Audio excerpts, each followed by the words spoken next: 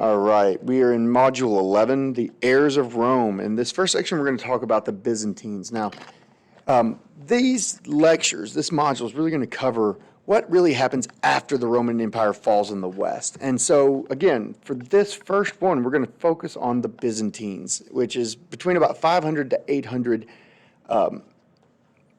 AD. Now, the Byzantine Empire essentially is the eastern half of the old Roman Empire. And on this map, you can see this section in purple here. And if you recall, kind of during the reign of Diocletian in the 3rd century, he kind of splits the empire into two sections, the east and the west, in order to basically better administer the empire. Later on, his successor Constantine put the empire back together, but after his reign, and then the reign of Emperor Theodosius, which was the one that made Christianity the official religion of the Roman Empire, these subsequent empires went back to the practice of dividing the empire into two parts, the eastern half and the western half. Now, the western half is the half that was taken over by all those Germanic barbarian groups who migrated into the empire, and we're going to definitely get to them. But the eastern half survived under Roman control. And the reason for this is because Constantinople, the capital city, is very well defended.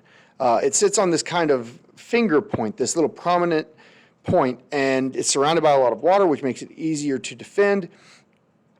Also, we know the Eastern Roman Emperor recalls the Roman army from the west in order to protect Constantinople in the east. And another reason why the east survives is because it's simply richer. It has more money. It's got a little bit more wealth going for it, and that means that they're going to be able to pay for protection a little bit better from the Germanic barbarian groups. So the Byzantine Empire is really the eastern half of the old Roman Empire. It survives all the way until 1453. So we're talking another 1,000 years after the western part collapses. The eastern part's going to keep going. And we should say there's a little bit of controversy among historians over the actual term Byzantine Empire. And if you read through the documents of the people who lived in the area, none of them actually ever used the word Byzantine. It's actually a name that historians gave that part of the empire kind of to distinguish it. But those people, all the way up until the 1400s, if you asked them, where are you from? They would have told you, well, I'm a Roman, because that's how they viewed themselves. They viewed themselves as being kind of the continuation of the old Roman Empire.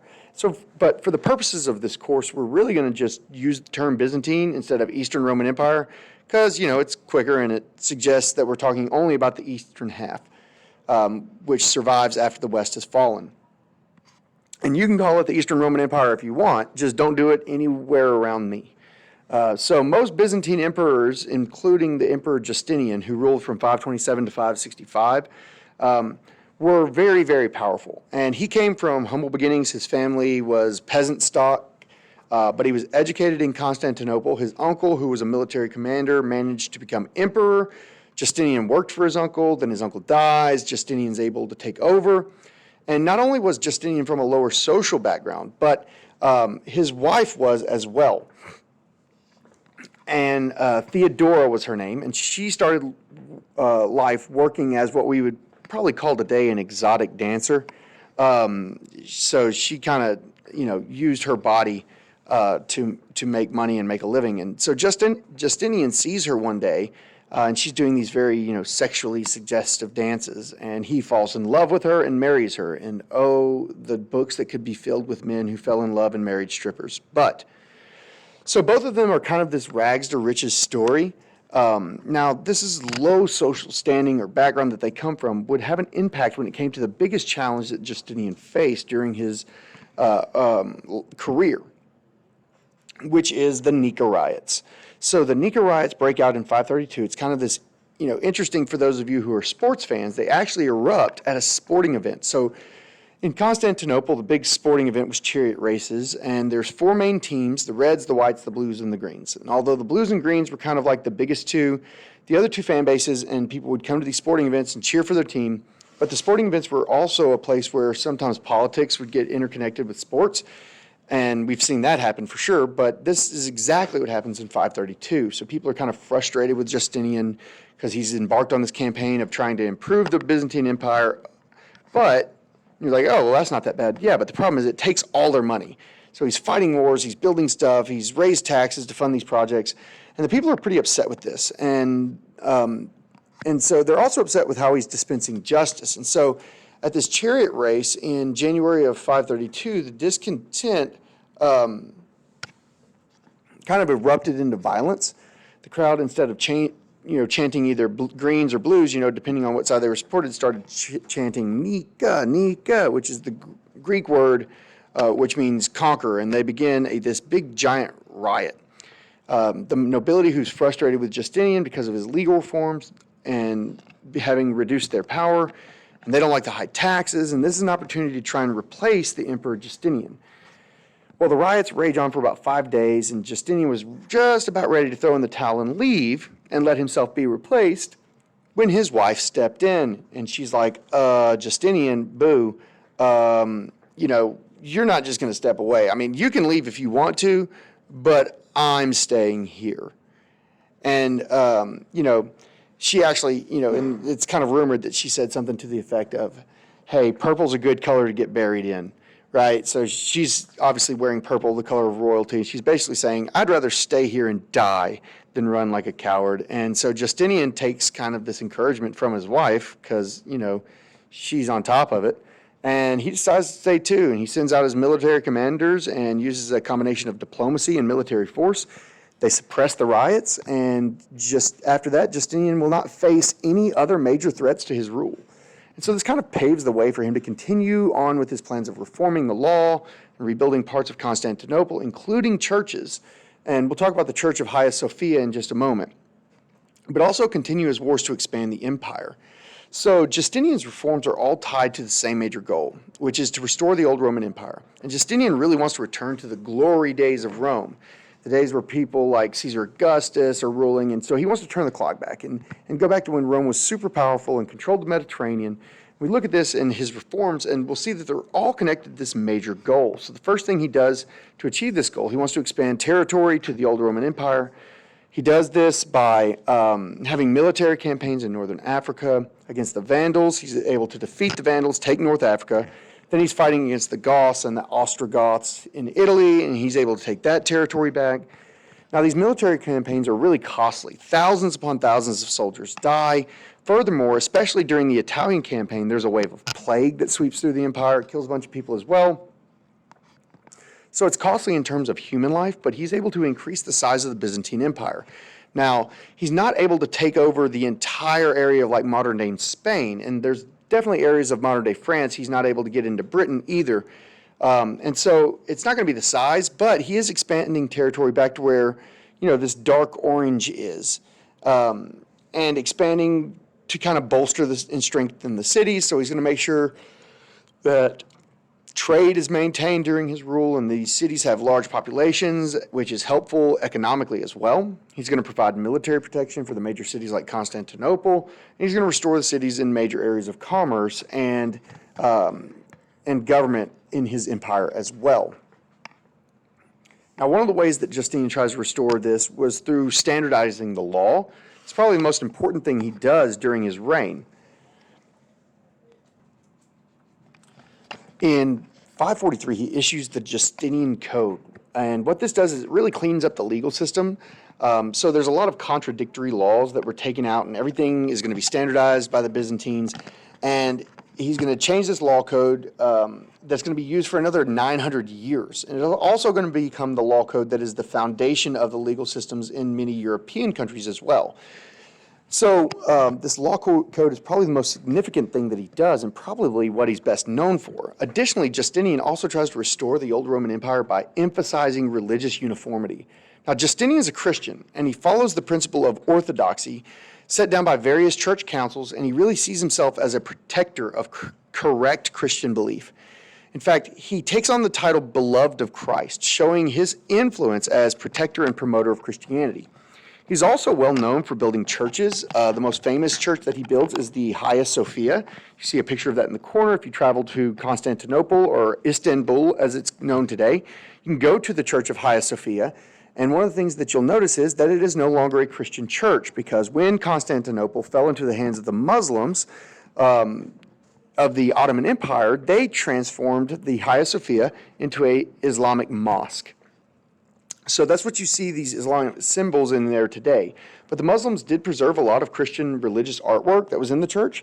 And we have a mosaic from the church that I think really demonstrates how Justinian viewed himself when it comes to Christianity. You can see this mosaic that we have Mary and Christ child there in the center.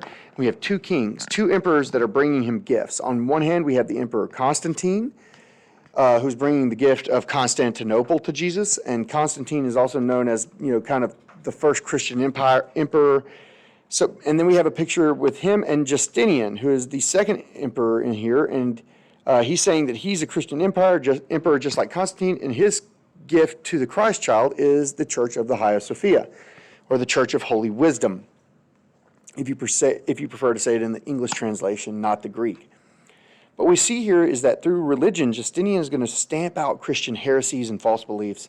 It's not as fun as the story of Santa Claus knocking out heretics, but it's certainly good for promoting correct beliefs, and it will have an unintended consequences that a lot of these Christian heretics end up getting very upset with Justinian. And when the Muslims come along, they won't be, all that upset, if you will, that that Justinian kind of gets kicked out of power. But, it does have a negative consequence in that regard, I guess. But through these four basic elements, restoring territory, bolstering the city, standardizing the law, and creating religious uniformity, these are the methods that he tries to restore the old empire. Now, he does have some success, but his successors will suffer from what I call the Humpty Dumpty effect, which is, all the king's horses and all the king's men, can't put Humpty Dumpty back together again, right? And it's really the way we should think about the old Roman Empire. It really can't be put back together. And for the Byzantine Empire, what ends up happening is Justinian has some success, but we start to see those successes being reversed. And it's because the Byzantine Empire is going to be under threat from foreign attacks. And there's three main groups that are threatening the Byzantine Empire. First are the Lombards in Italy. They're going to come in and take over a large portion of the Italian peninsula that he had just recovered, and they're going to lose all that territory. Then you have the Avars and the Bulgars. They're going to be attacking the Byzantines from the north and take away some of the territory there.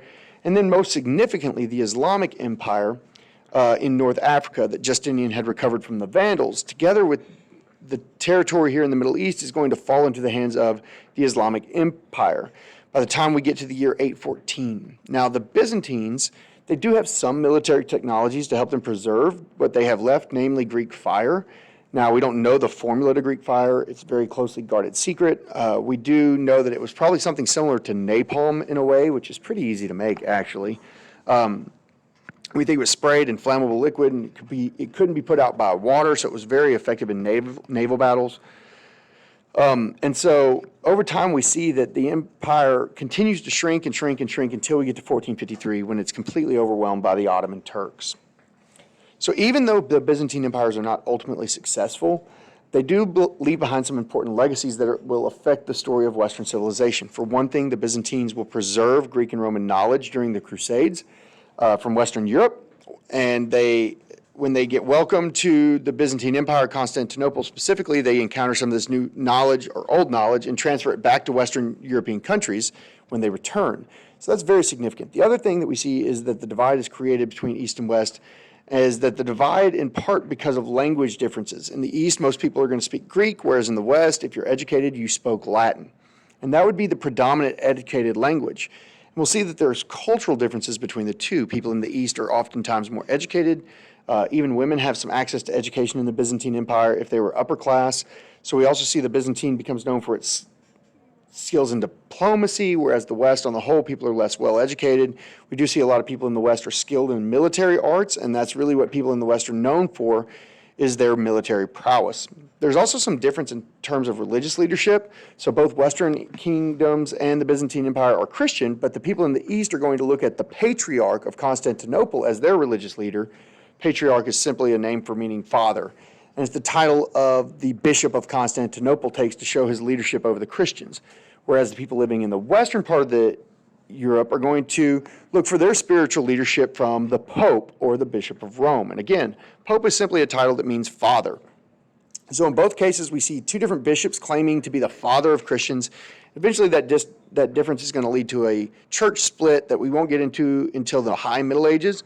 But we can see through the Byzantines, that they're not ultimately successful in restoring the old Roman Empire, but they do retain a lot of its culture, its knowledge, and they'll be transmitting some of that to the West when there is, contact around the Middle Ages. So that's going to bring us to an end of section 1 of 5.